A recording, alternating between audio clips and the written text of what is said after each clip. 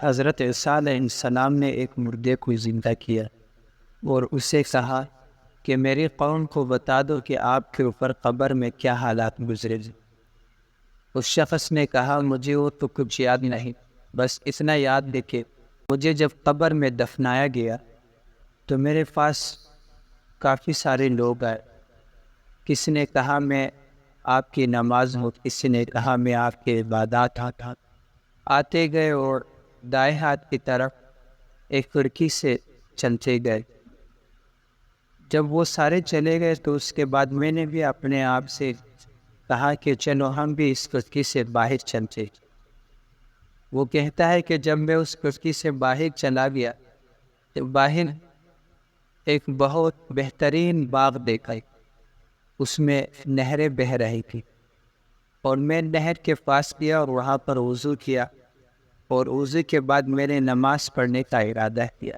احادیث مبارکہ میں آتا ہے کہ انسان اگر کسی بھی وقت دفن کیا جائے تو وہ اس کے لیے اثر سٹائنا ہوتا ہے۔ تو وہ شخص کہتا ہے کہ جیسے ہی میں نے نماز پڑھنے کا ارادہ کیا تو ایک نوجوان لڑکی آئی اور اس نے مجھے نماز پڑھنے سے اس کا اور کہا کہ یہاں پر کوئی نماز نہیں ہے، آپ نے جو دنیا میں کیے ہیں وہی کافی ہے۔ تو میں نے اسے ایک دکھا دیا اور اس ایک ہار تھا موتیوں کا، وہ ہار ٹوٹ گیا۔ میں نے اس سے کہا آپ مجھے نماز پڑھنے سے روک رہے ہیں۔ تو اس لڑکی نے مجھے کہا کہ آپ نے میرا ہار توڑ دیا، آپ کو اس وقت تک میں نہیں چھوڑوں گا جب تک آپ میرے ہار کو واپس صحیح نہ کروا لیں۔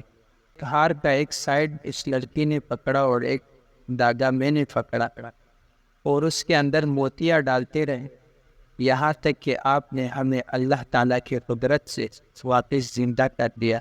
تو موسیٰ علیہ السلام نے اپنی قوم سے کہا کہ یہ شخص 4000 سال پہلے وفات ہو چکا تھا، تو یہ جنت کی زندگی ہے جہاں 4000 سال بھی ایک گھنٹے کی طرح گزر جاتی ہے۔